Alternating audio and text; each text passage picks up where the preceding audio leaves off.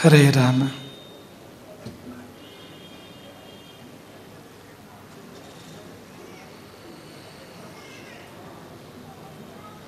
ಗುರುರ್ ಬ್ರಹ್ಮ ಗುರುರ್ ವಿಷ್ಣು ಗುರುರ್ ದೇವೋ ಮಹೇಶ್ವರ ಗುರು ಸಾಕ್ಷಾತ್ ಪರಂ ಬ್ರಹ್ಮ ತಸ್ಮೈ ಶ್ರೀ ಗುರವೇ ನಮಃ. ಆಪದಾಮಪಹರ್ತಾರಂ ದಾತಾರಂ ಸರ್ವಸಂಪದಾಂ ಲೋಕಾಭಿರಾಮಂ ಶ್ರೀರಾಮಂ ಭೂಯೋ ಭೂಯೋ ನಮಾಮ್ಯಹಂ. ಅಂಜನಾನಂದನಂ ವೀರಂ ಜಾನಕೀ ಶೋಕನಾಶನಂ ಕಪೀಶಂ ಅಕ್ಷಹಂತಾರಂ ವಂದೇ ಲಂಕಾಭಯಂಕರಂ.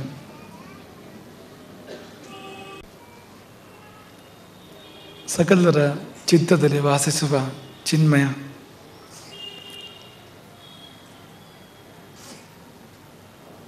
ಅವನಲ್ಲಿ ತನ್ಮಯತೆಯನ್ನು ಬಯಸ್ತಾ ಚಾತುರ್ಮಾಸ್ಯದ ಇಂದಿನೇ ಶುಭ ದಿನದಲ್ಲಿ ಇಲ್ಲಿ ಸಮಾವೇಶಗೊಂಡ ಎಲ್ಲ ಸಾತ್ವಿಕ ಹೃದಯಗಳನ್ನು ಹರಸಿ ಇಂದಿನ ಆಶೀರ್ವಚನದ ಸಂದೇಶಕ್ಕೆ ಉಪಕ್ರಮಿಸ್ತಾ ಇದ್ದೇವೆ. ವಿಷಯ ಮತ್ತದೆ ನಾನೇಕೆ ಹೀಗೆ. ಒಂದು ಕಾಡು, ಆ ಕಾಡಿನಲ್ಲಿ ಅದೆಷ್ಟೋ ಮರಗಳು, ಅವುಗಳ ನಡುವೆ ಹಸಿರಾದ ಹಿರಿದಾದ ಒಂದು ಮರದಲ್ಲಿ ಅನೇಕ ಪಕ್ಷಿಗಳು ವಾಸವಾಗಿದ್ದವು. ಅವುಗಳ ನಡುವೆ ಒಂದು ಕೋಗಿಲೆ ಕೂಡ ವಾಸವಾಗಿತ್ತು ಬೇರೆ ಪಕ್ಷಿಗಳ ಜೊತೆಗೆ. ಕೋಗಿಲೆಯದು ಒಂದು ಸ್ವಭಾವ. ಏನು ಸ್ವಭಾವ? ಹಾಡುವುದು. ಪಂಚಮದ ಇಂಚರವನ್ನು ಹೊರಸೂಸುವುದು ಅದರ ಸ್ವಭಾವ. ಅದಕ್ಕೆ ಯಾವಾಗ ಸಂತೋಷವಾದರೂ ಅದು ಹಾಡ್ತಾ ಇತ್ತು. ಅದಕ್ಕೆ ಹಾಡಿದಷ್ಟು ಸಂತೋಷ, ಒಂದು ಚೂರು ಬೇಸರವೇ ಇಲ್ಲ. ಆದರೆ ಎಲ್ಲರಿಗೂ ಹಾಗಾಗಬೇಕಲ್ಲ. ಬೇರೆ ಕೆಲವು ಪಕ್ಷಿಗಳಿಗೆ ಕಿರಿಕಿರಿ ಆಗ್ತಾ ಇತ್ತಂತೆ. ಏನು ಈ ಕೋಗಿಲೆ ಇದ್ದು ಯಾವಾಗ ನೋಡಿದ್ರು ಆಲಾಪ, ತುಂಬ ರಗಳೆ ಆಗ್ತಾ ಇತ್ತು ಬೇರೆ ಪಕ್ಷಿಗಳಿಗೆ. ಅವುಗಳ ಕಿರಿಕಿರಿ ಎಷ್ಟರ ಮಟ್ಟಿಗೆ ಬೆಳೆಯಿತು ಅಂದರೆ ಪಾಪ ಆ ಕೋಗಿಲೆ ಆ ಮರವನ್ನೇ ಬಿಟ್ಟು ಹೋಗಬೇಕಾಯಿತು. ಆ ಮರವನ್ನೇ ಬಿಟ್ಟು, ಆ ಪರಿಸರವನ್ನೇ ಬಿಟ್ಟು, ಆ ಕಾಡಿನ ಅಂಚೆಗೆಲ್ಲೋ ಹೋಗಿ ಒಂದು ಒಣ ಮರದ ಮೇಲೆ ಕೂತ್ಕೊಂಡಿದ್ದಂತೆ. ಪಕ್ಷಿಗಳು ಹೊರಗೆ ಹಾಕಿಬಿಟ್ವು. ಬೇರೆಲ್ಲ ಪಕ್ಷಿಗಳು ಸೇರಿ ಅದನ್ನು ಏನು ಕುಕ್ಕಿ ಚುಚ್ಚಿ ಮಾಡಿ ಓಡಿಸಿಬಿಟ್ಟು ಅದನ್ನು. ಒಂಟಿಯಾಗಿ ಒಣ ಮರದ ಮೇಲೆ ಕುಳಿತಿದೆ ಕೋಗಿಲೆ. ಅದಕ್ಕೆ ಹಾಡು ಮರೆತೇ ಹೋಗಿದೆ. ಬರೇ ನೋವೊಂದೇ ಅದಕ್ಕೆ. ಅಕಸ್ಮಾತ್ತಾಗಿ ಅಲ್ಲಿಗೆ ಮತ್ತೊಂದು ಕೋಗಿಲೆ ಆಗಮಿಸ್ತಂತೆ. ಆ ಒಣ ಮರದ ಸಮೀಪಕ್ಕೆ ಇನ್ನೊಂದು ಕೋಗಿಲೆ, ಇನ್ನೊಂದು ಕಾಡಿನ ಇನ್ನೊಂದು ಮರದ ಇನ್ನೊಂದು ಕೋಗಿಲೆ ಅಲ್ಲಿಗೆ ಆಗಮಿಸಿತು. ಅದು ಕೇಳಿತು, ಏನಾಯಿತು ನಿನಗೆ? ಏಕೆ ಪೆಚ್ಚಾಗಿ ಕುಳಿತಿದೆಯೇ? ಅದು ಒಣ ಮರದ ಮೇಲೆ. ನಾವು ಕೋಗಿಲೆಗಳು, ನಮಗೆ ಚಿಗುರು ಅಂದರೆ ತುಂಬ ಪ್ರೀತಿ. ಹಾಗಿರುವಾಗ ಈ ಒಣ ಮರದಲ್ಲಿ ನಿನಗೇನು ಕೆಲಸ? ಮುಖ ಏಕೆ ಬಾಡಿದೆ ಅಂತೆಲ್ಲ ಕೇಳ್ತಂತೆ ಆ ಇನ್ನೊಂದು ಕಾಡಿನ ಕೋಗಿಲೆ. ಆಗ ಈ ಕೋಗಿಲೆ ಹೇಳ್ತಂತೆ, ನಾನು ಭಾಳ ಸಂತೋಷವಾಗಿದ್ದೆ. ಹಸಿರಾದ ಮರದ ಚಿಗುರುಗಳನ್ನು ಸೇವಿಸ್ತಾ ಅಲ್ಲಿ ಹಣ್ಣುಗಳನ್ನು ಕೂಡ ನಾನು ಆಸ್ವಾದಿಸ್ತಾ ಹಾಡ್ತಾ ಪಾಡ್ತಾ ತುಂಬ ಖುಷಿಯಾಗಿದ್ದೆ. ಆದರೆ ಬೇರೆಲ್ಲ ಪಕ್ಷಿಗಳು ಕೂಡ ನನ್ನ ಹಾಡು ಕಿರಿಕಿರಿ ಅನ್ನಿಸ್ತು ಕಾಣಿಸ್ತದೆ. ಎಲ್ಲವೂ ಸೇರಿ ನನ್ನನ್ನು ಓಡಿಸಿಬಿಟ್ಟೆವು. ಹಾಗಾಗಿ ನಾನು ಇಲ್ಲಿಗೆ ಬರಬೇಕಾಯ್ತು ಅಂತ. ಆಗ ಈ ಕೋಗಿಲೆ, ಇನ್ನೊಂದು ಕೋಗಿಲೆ, ಎರಡನೇ ಕೋಗಿಲೆ ಕೇಳ್ತಂತೆ, ಸರಿಯಾಗಿ ಹೇಳು, ಏನು ನಡೀತು? ಘಟನೆ ನಡೆದಿದ್ದೇನು? ಸರಿಯಾಗಿ ಹೇಳು. ನೆನಪು ಮಾಡಿಕೊಂಡು ಆ ಕೋಗಿಲೆ ಹೇಳ್ತಂತೆ, ಅವೆಲ್ಲ ಒಂದಿನ ಕೇಳಿದ್ವು, ನೀನು ಯಾಕೆ ಹಾಡ್ತಿ ಅಂತ ಕೇಳಿದ್ವು.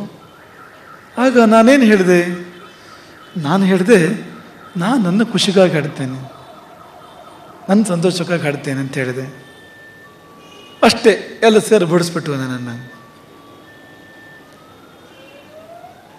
ಆಗ ಎರಡನೇ ಕೋಗಿಲೆ ಹೇಳ್ತಂತೆ, ಅದೇ ತಪ್ಪು. ನೋಡು, ನನ್ನ ಕಾಡಿನ ನನ್ನ ಮರದಲ್ಲೂ ಬೇರೆ ಪಕ್ಷಿಗಳು ವಾಸವಾಗಿವೆ. ಅವುಗಳು ನನಗೆ ಇದೇ ಪ್ರಶ್ನೆಯನ್ನೇ ಕೇಳಿವೆ. ಒಂದು ದಿನ ಎಲ್ಲ ಗುಂಪುಗೂಡಿ ನನ್ನನ್ನು ಕೇಳಿವೆ, ನೀನು ಯಾಕೆ ಹಾಡ್ತೀಯ? ಆಗ ನಾನೇನು ಹೇಳಿದೆ ಗೊತ್ತಾ? ನಿಮ್ಮೆಲ್ಲರನ್ನ ಖುಷಿ ಪಡಿಸೋಕ್ಕೋಸ್ಕರ ಹಾಡ್ತೇನೆ ಅಂತ ಹೇಳಿದೆ ನಾನು. ನನಗಾಗಿ ಹಾಡ್ತೇನೆ ಅಂತ ಹೇಳಲಿಲ್ಲ ನಾನು, ನನ್ನ ಖುಷಿಗಾಗಿ ಅಂತ ಹೇಳಲಿಲ್ಲ.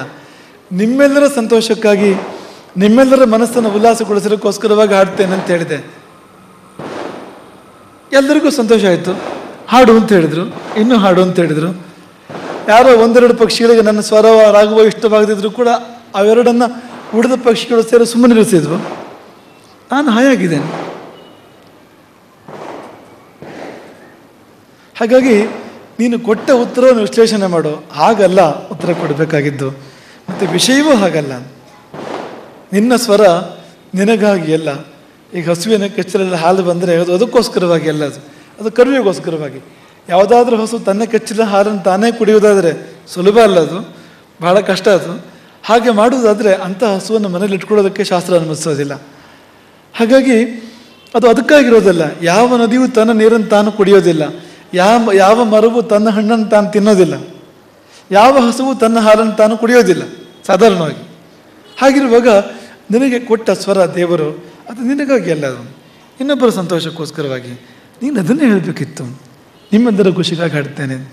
ನನ್ನ ಅನುಭವ ನೋಡು, ನಾನಂತೂ ಹಾಯಾಗಿದ್ದೇನೆ ಆ ಕಾಡಿನಲ್ಲಿ, ಆ ಮರದಲ್ಲಿ ಅಂತ ಹೇಳ್ತಂತೆ ಕೋಗಿಲೆ. ಆಗ ಮೊದಲನೇ ಕೋಗಿಲಿಗೆ ಜ್ಞಾನೋದಯ ಆಯಿತು ಅಂತ ಒಂದು ಸಂಕ್ಷಿಪ್ತವಾದ ಕಥೆ ಒಂದು. ಈ ಕಥೆಯಲ್ಲಿ ಎಲ್ಲವೂ ನಮ್ಮ ಜೀವನಕ್ಕೆ ಸಂಬಂಧಪಟ್ಟದೇ ಇರುವಂಥದ್ದು. ನಾನೇಕೆ ಹೀಗೆ ಅನ್ನೋ ಪ್ರಶ್ನೆಗಳು ಉದ್ಭವಿಸಿದಾಗ ಈ ಕಥೆ ನೆನಪು ಮಾಡ್ಕೊಳ್ಬೇಕು. ನಮಗೆ ಯಾವಾಗ ಆ ಪ್ರಶ್ನೆ ಹುಡ್ತದೆ ಅಂದರೆ, ನಾವು ಯಾರಿಗೂ ಏನೂ ತೊಂದರೆ ಮಾಡಿರೋದಿಲ್ಲ, ಆದರೂ ನಮಗೆ ಅಕಾರಣವಾಗಿ ಉಪದ್ರವಗಳು ಉಂಟಾಗ್ತವೆ, ಕಿರಿಕಿರಿಗಳು ಉಂಟಾಗ್ತವೆ. ನಾನು ಸರಿ ಇದ್ದೇನಲ್ಲ ಅಂತ ನಮಗೆ ಅನಿಸ್ತಾ ಇರ್ತದೆ. ಸರಿ ಇದ್ದರೆ ಸಾಲದು ಅಂತ. ಆ ಸರಿಯನ್ನು ತೋರಿಸುವಾಗ ತುಂಬ ಜವಾಬ್ದಾರಿ ಬೇಕಾಗ್ತದೆ. ಈ ಮಾತುಗಳಲ್ಲಿ ತುಂಬ ಜವಾಬ್ದಾರಿ ಬೇಕು ಅಂತ ಈ ಕಥೆಯ ಒಂದು ಸಂದೇಶ ಅದು. ಏನು ಹೇಳ್ತೀಯೋ ಅದನ್ನು ಸಾಧ್ಯವಾದಷ್ಟು ಸಕಾರಾತ್ಮಕವಾಗಿ ಹೇಳು, ಸಾಧ್ಯವಾದಷ್ಟು ಚೆನ್ನಾಗಿ ಹೇಳು. ಜಿಹ್ವಾಗ್ರೇ ವಸತೆ ಲಕ್ಷ್ಮೀ, ಜಿಹ್ವಾಗ್ರೇ ಮಿತ್ರ ಬಾಂಧವ, ಎಲ್ಲ ಅಲ್ಲೇ ಇದೆಯಂತೆ. ನಾಲಿಗೆ ತುದಿಯಲ್ಲಿ ಲಕ್ಷ್ಮಿ ಅಂತೆ, ನಾಲಿಗೆ ತುದಿಯಲ್ಲಿ ಮಿತ್ರ ಬಾಂಧವರಂತೆ. ಆ ಶ್ಲೋಕ ಮುಕ್ತಾಯ ಆಗೋದು ಹೇಗೆ ಅಂದರೆ, ಜಿಹ್ವಾಗ್ರೇ ಮರಣಂ ಧ್ರುವಂ, ಮರಣವೂ ಕೂಡ ಅಲ್ಲೇ ಇದೆ, ನಾಲಿಗೆ ತುದಿಯಲ್ಲೇ ಇದೆ. ನಾವು ಆಡುವ ಮಾತು ನಮ್ಮ ಸಂಪತ್ತಿಗೂ ಕಾರಣ ಆಗ್ಬೋದು, ನಮ್ಮ ಆಪತ್ತಿಗೂ ಕಾರಣ ಆಗ್ಬೋದು. ಅಭಿವ್ಯಕ್ತಿಯಲ್ಲಿ ತುಂಬ ಜಾಗ್ರತೆ ಬೇಕು. ನೀನು ಒಳ್ಳೆಯವನಾದರೆ ಸಾಲದು, ನೀನು ಚೆನ್ನಾಗಿದ್ದರೆ ಸಾಲದು, ನಿನ್ನ ಅಭಿವ್ಯಕ್ತಿ ಏನು, ನೀನು ಹೇಗೆ ಬೇರೆಯವ್ರ ಮುಂದೆ ನಿನ್ನನ್ನೇನು ಪ್ರಕಟಪಡಿಸ್ತೀಯ, ಅದರಲ್ಲಿ ತುಂಬ ಜವಾಬ್ದಾರಿ ಬೇಕು, ತುಂಬ ಜಾಗ್ರತೆ ಬೇಕು ಎನ್ನುವುದು ಈ ಕಥೆಯ ಒಂದು ಮುಖ್ಯ ಸಂದೇಶ. ನೋಡಿ, ಈ ಮಾತುಗಳು ನಾವು ಯಾವಾಗಲೂ ಅದನ್ನು ಮನನ ಮಾಡ್ತಾ ಇರ್ತೇವೆ. ನೀವುಗಳೆಲ್ಲರೂ ಕೂಡ ಈ ಮಾತುಗಳನ್ನು ಯೋಚನೆ ಮಾಡಿ. ಎಷ್ಟೋ ಸಾರಿ ನಿಮಗೆ ನಿಮ್ಮ ಜೊತೆಯಲ್ಲಿರೋರು ಯಾರೋ ಏನೋ ಮಾಡ್ತಿರೋದು ಸರಿಯಲ್ಲ ಅಂತ ಅನ್ನಿಸ್ತದೆ ನಿಮಗೆ. ನೀವು ಹೇಳ್ಬಿಡ್ತೀರಿ ಹಾಗೆ, ನೀನು ಮಾಡ್ತಿರೋದು ಸರಿಯಲ್ಲ ಅಂತ ಹೇಳ್ಬಿಡ್ತೀರಿ. ಹಾಗೆ ಹೇಳುವಾಗ ತುಂಬ ಜವಾಬ್ದಾರಿ ಬೇಕು.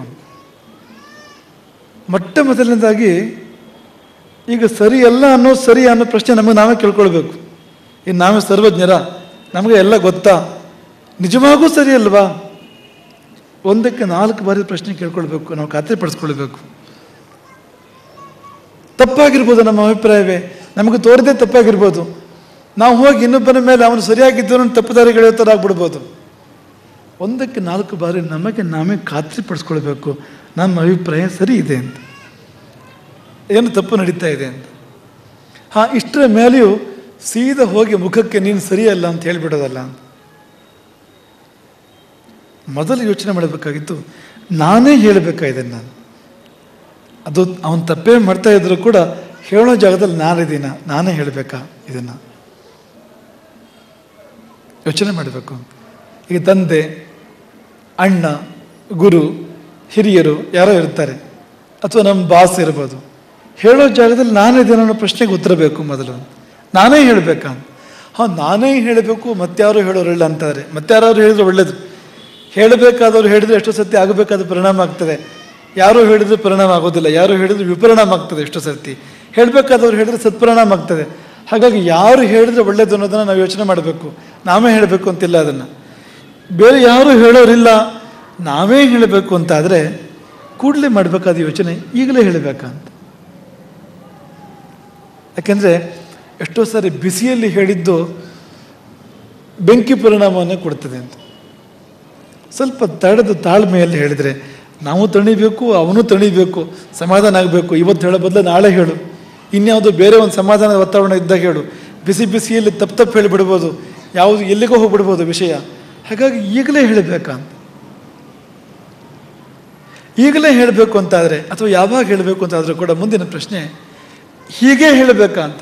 ಇದ್ದಕ್ಕಿದ್ದಾಗ ಸೀದಾ ಹೇಳಬೇಕಾ ಅಥವಾ ಅದನ್ನು ಚಂದ ಮಾಡಿ ಹೇಳಬೇಕಾ? ಹೇಳಬೇಕಾದ ಸತ್ಯವನ್ನೇ ಆ ಸತ್ಯಕ್ಕೆ ಮಧುರ ಲೇಪನವನ್ನು ಮಾಡಿ, ಶುಗರ್ ಕೋಟ್ ಮಾಡಿ, ಅವನಿಗೆ ನೋವಾಗದೇ ಇರೋ ಹಾಗೆ ಭಂಗ್ಯಂತರದಿಂದ, ಪ್ರಕಾರಾಂತರದಿಂದ ಅದನ್ನು ಹೇಳೋಕ್ಕೆ ಸಾಧ್ಯ ಇದೆ. ಆ ಬೀರ್ಬಲ್ನ ಕಥೆಯನ್ನು ಯಾವಾಗಲೂ ನೆನಪು ಮಾಡ್ಕೊಳ್ತಾ ಇರ್ತೇವೆ ನಾವು. ಅಕ್ಬರ್ನಿಗೆ ಒಬ್ಬ ಜ್ಯೋತಿಷಿ ಹುಚ್ಚೆ ಅಂತ ಅಕ್ಬರ್ನಿಗೆ. ಅಕ್ಬರ್ ಜ್ಯೋತಿಷ್ಯ ಕೇಳಿದ, ಜಾತಕ ತೋರಿಸಿದ. ಜ್ಯೋತಿಷ್ ಹೇಳಿದಂತೆ ಏನು ದುರ್ಯೋಗ ಇದೆ ಜಾತಕದಲ್ಲಿ, ನಿಮ್ಮ ಕಣ್ಣು ಮುಂದೆ ನಿಮ್ಮ ಕಿರಿಯರೆಲ್ಲ ಸಾಯ್ತಾರೆ ಅಂತ ಹೇಳಿಬಿಟ್ಟಂತೆ. ನಿಮ್ಮ ಹೆಂಡತಿ, ನಿಮ್ಮ ಮಕ್ಕಳು, ಅವರು ಇವರು ಎಲ್ಲ ನಿಮ್ಮ ಕಣ್ಣು ಮುಂದೆ ಸಾಯ್ತಾರೆ ಅಂತ. ಎಲ್ಲಿಂದ ಬಂತು ಸಿಟ್ಟು ಅಕ್ಬರ್ನಿಗೆ? ಜಾತಕದ ದೋಷಕ್ಕೆ ಜ್ಯೋತಿಷಿಗೆ ಶಿಕ್ಷೆ, ಹೊಡಿರಿ 100 ಚಡಿ ಏಟು ಅಂತ ಹೇಳಿದಂತೆ ಅಕ್ಬರ ಜ್ಯೋತಿಷಿಗೆ. ಬೇಜಾರಾಯ್ತು ಅವನಿಗೆ. ರಾಜನಿಗೆ ಬೇಜಾರಾಗಿದ್ದವರು, ಇವರಿಗೆಲ್ಲ ಯಾರ ಮೇಲಾದರೂ ಪರಿಣಾಮ ಆಗಬೇಕಲ್ಲ ಅದರದ್ದು. ಜ್ಯೋತಿಷಿಗೆ 100 ಚಡಿ ಏಟು ಹೊಡೀರಿ. ಪಾಪ ಚಡಿ ಏಟು ತಿಂದು ಹೊಳ್ತಾ ಮನೆಗೆ ಬಂದವ. ದಾರಿಯಲ್ಲಿ ಬೀರ್ಬಲ್ ಸಿಕ್ಕಿದ್ದಂತೆ. ಏನಾಯಿತು ಅಂತ. ಒಳ್ಳೆ ಜ್ಯೋತಿಷಿ ಅವನು. ಅಲ್ಲ, ರಾಜರು ಕರೆದ್ರು ಜ್ಯೋತಿಷಿ ಹೇಳು ಅಂತ. ಭಾರಿ ಖುಷಿಲಿ ಹೋದೆ, ಕೊನೆಗೆ ಸಿಕ್ಕಿದ್ದಿದ್ದು ಅಂತ. ವಿಷಯ ಏನು? ಜಾತಕದಲ್ಲಿ ಇತ್ತು ಎಲ್ಲ ಅವ್ರ ಮನೇಲಿ ಎಲ್ರಿಗೂ ಆಯುಸ್ಸು ಕಡಿಮೆ ಇದೆ, ಬೆಳೆದವರಿಗೆಲ್ಲ. ಅವ್ರ ಕಣ್ಮುಂದೆ ಎಲ್ಲರೂ ಸಾಯ್ತಾರೆ, ನೋಡಿ ದುಃಖ ಪಡೋ ಯೋಗ ಅವರಿಗಿದೆ. ಇದ್ದಿದ್ದಾಗ ಹೇಳಿದೆ ನಾನು, ಇಷ್ಟ ಆಯಿತು ನನಗೆ. ಹಾಗ ಹೇಳೋದು ಅದನ್ನು ನೋಡು. ಹಾಗಲ್ಲ, ಹೀಗೆ ಕಿವಿಲಿ ಏನೋ ಹೇಳ್ತಾನೆ ಬೀರ್ಬಲ್. ಹೇಳಿ ಬೀರ್ಬಲ್ ನೇರ ಅಕ್ಬರ್ನ ಹತ್ರ ಹೋಗ್ತಾನೆ. ಆಗ ಅಕ್ಬರ್ ಇನ್ನೂ ಕುದಿತಾ ಇದ್ದ, ಮುಖ ಎಲ್ಲ ಕೆಂಪಾಗಿದೆ, ಧುಮು. ಏನಾಯಿತು ಪ್ರಭುಗಳೇ? ಯಾರೋ ಒಬ್ಬ ಹಾಳಾದ ಜ್ಯೋತಿಷಿ ಬಂದಿದ್ದ, ಇವತ್ತು ನನ್ನ ಮೂಡ್ ಹಾಳಾಯಿತು ಪೂರ್ತಿ ಅಂತ. ನನ್ನ ಮನಸ್ಸೇ ಹಾಳಾಯಿತು.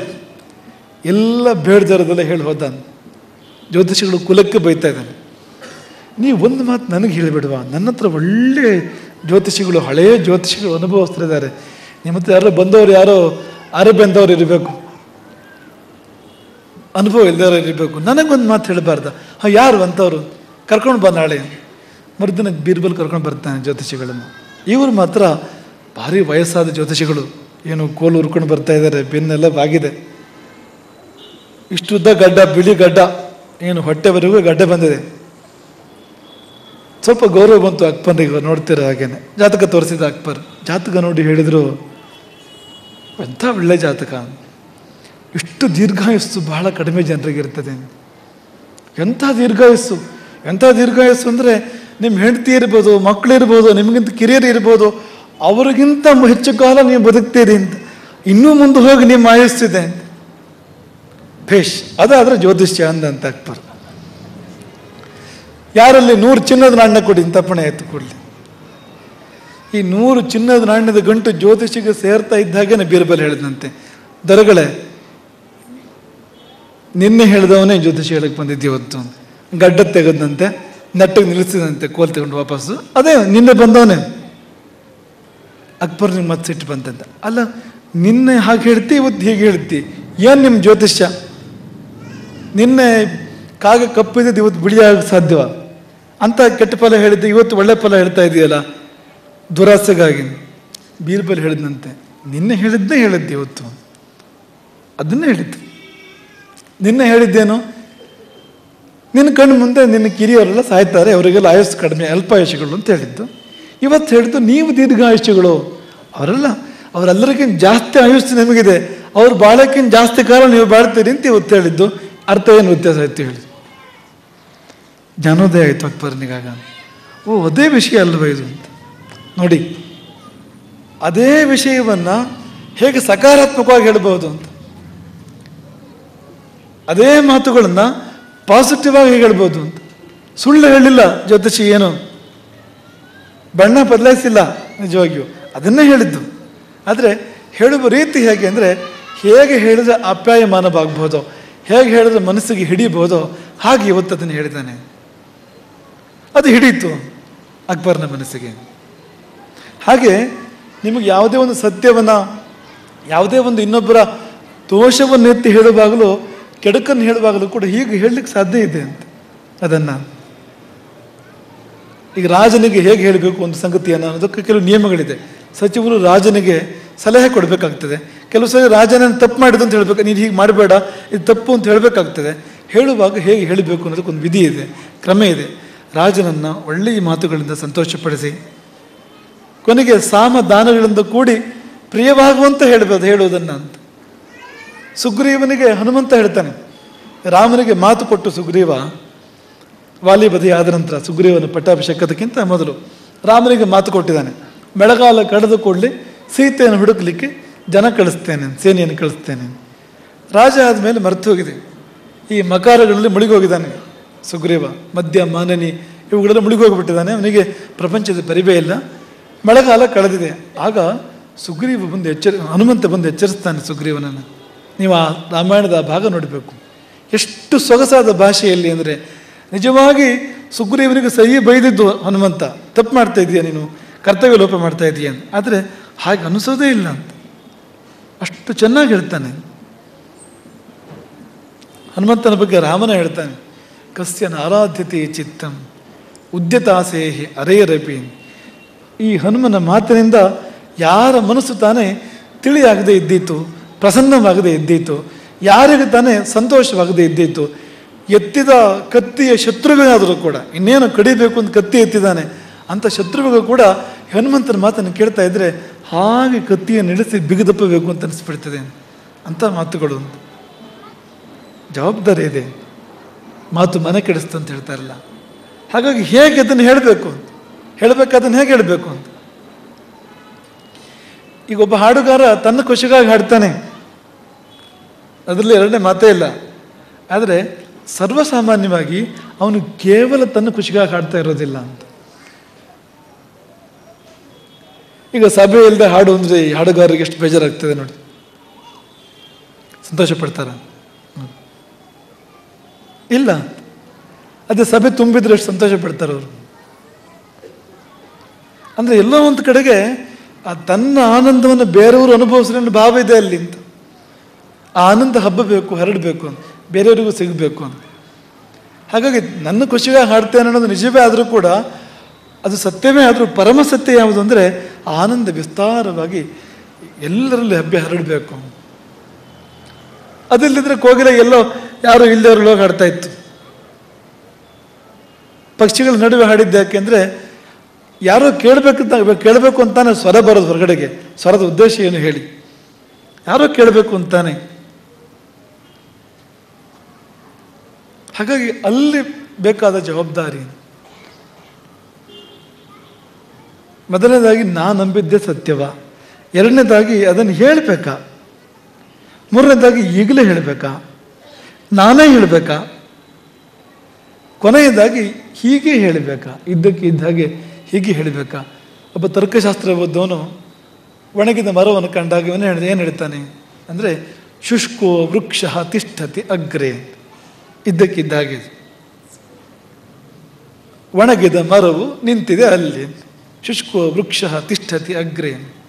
ಅದೇ ರಸಶಾಸ್ತ್ರಜ್ಞ ಯಾರು ಒಬ್ಬ ಅದನ್ನು ನೋಡಿದರೆ, ಒಬ್ಬ ಅಲಂಕಾರಕ, ಒಬ್ಬ ಸಾಹಿತಿ ಅದನ್ನು ನೋಡಿದರೆ ಅವನೇನು ಹೇಳ್ತಾನೆ ಅಂದರೆ, ನೀರಸ ತರುರಿಹ ವಿಲಸತಿ ಪುರಃ.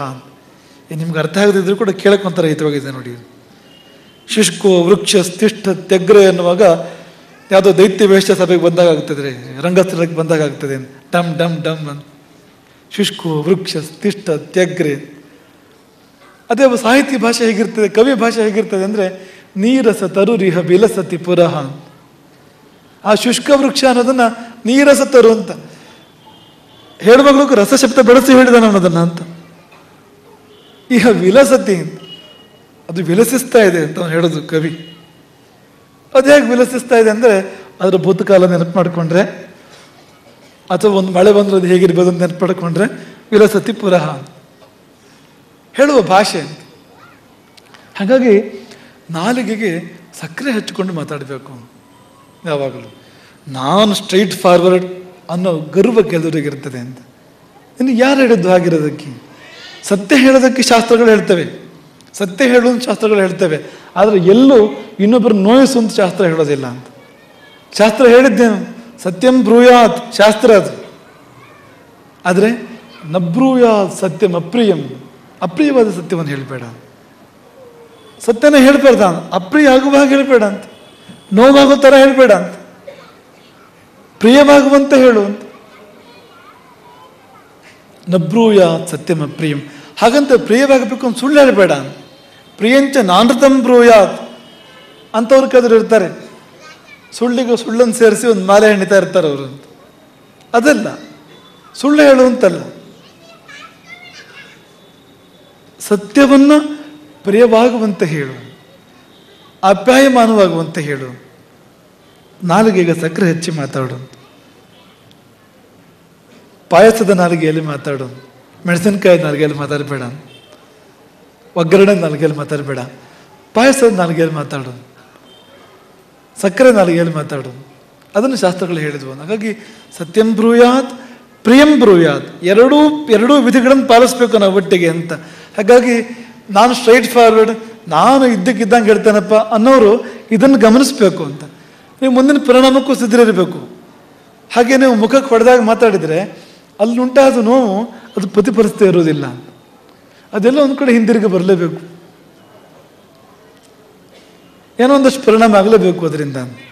ಎದುರಿರೋನಿಗೆ ಶಕ್ತಿ ಇಲ್ಲದೆ ಇದ್ರೆ ತೊಂದರೆ ಇಲ್ಲ, ಅವನಿಗೆ ಒಂದಿನ ಶಕ್ತಿ ಬರ್ತದಲ್ಲ, ಅವನು ನಿಮ್ಮನ್ನು ನೋಡ್ಕೊಳ್ತಾನೆ ಅವತ್ತು.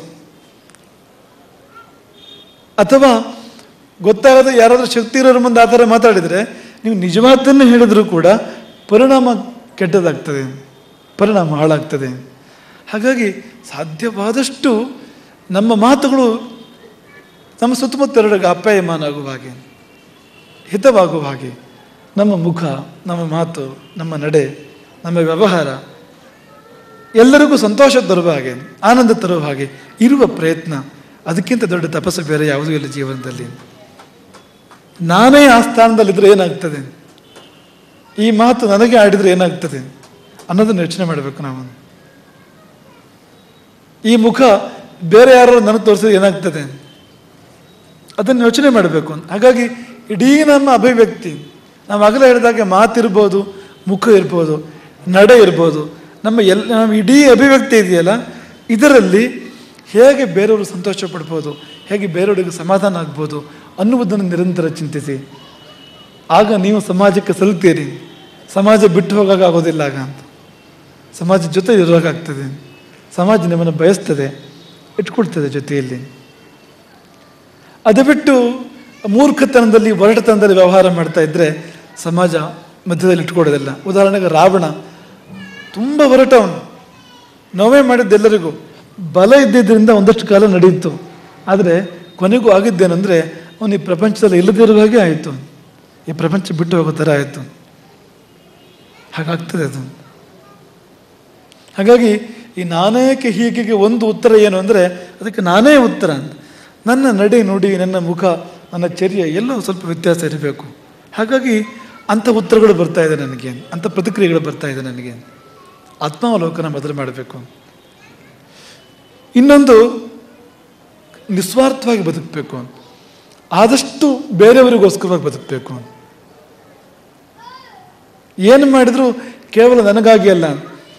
ಈಗ ಒಬ್ಬನೇ ಅಡುಗೆ ಮಾಡಿ ತಾನೇ ದಿನ ತಿಂತಾ ಇದ್ದರೆ ಎಷ್ಟು ರುಚಿಯಾದರೂ ಕೂಡ ರುಚಿಯಲ್ಲ. ನೀವೆಲ್ಲ ಸಮೂಹದಲ್ಲಿ ಊಟ ಜೀವನ ಮಾಡುವಂಥವ್ರು, 4 ಜನ ಸೇರಿ ಊಟ ಮಾಡುವಂಥವ್ರು, ನೀವು ಯೋಚನೆ ಮಾಡಿ, ಯಾವತ್ತೂ ನೀವು ಒಬ್ಬರೇ ಊಟ ಮಾಡೋದು ಅಂತಾದರೆ ಎಷ್ಟು ದಿನ ಆ ಊಟ ನಿಮಗೆ ರುಚಿ ಆಗ್ಬೋದು.